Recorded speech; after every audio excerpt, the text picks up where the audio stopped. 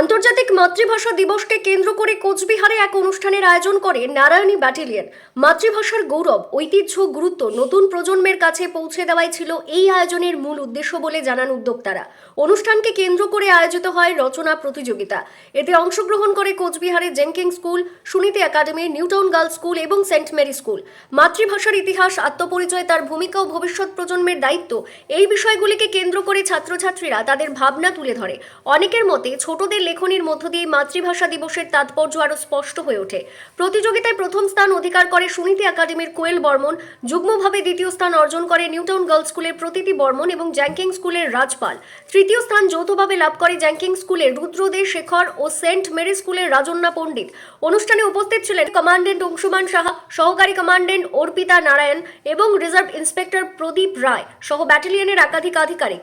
বক্তব্য রাখতে গিয়ে কমান্ডেন্ট অংশুমান সাহা বলেন, মাতৃভাষা শুধু ভাব প্রকাশের মাধ্যম নয়, এটি আমাদের সংস্কৃতি, ইতিহাস ও আত্মমর্যাদার প্রতীক।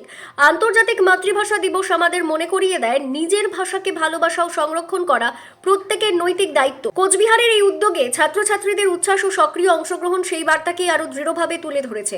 আজকে 21শে ফেব্রুয়ারি 2026 সাল আমরা কোচবিহার জেলার প্রায় 5টি স্কুলের প্রায় 100 কাছাকাছি বাচ্চাদেরকে ইনভাইট করেছিলাম। তারা আজকে মাতৃভাষার উপর এবং অন্যান্য টপিকের উপর, মাতৃভাষা আমাদের বাংলা ভাষা, আজকে বিশ্ব ভাষা দিবস, সেই উপলক্ষে আমরা নারায়ণী ব্যাটালিয়নের তরফ থেকে এই বাচ্চাদেরকে নিয়ে আজকে একটা প্রোগ্রাম অর্গানাইজ করেছিলাম।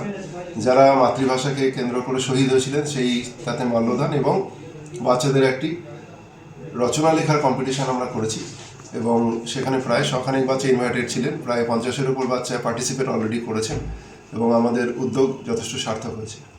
আজকের উদ্যোগটা বিশেষ করে আমাদের 3টে টপিক ছিল।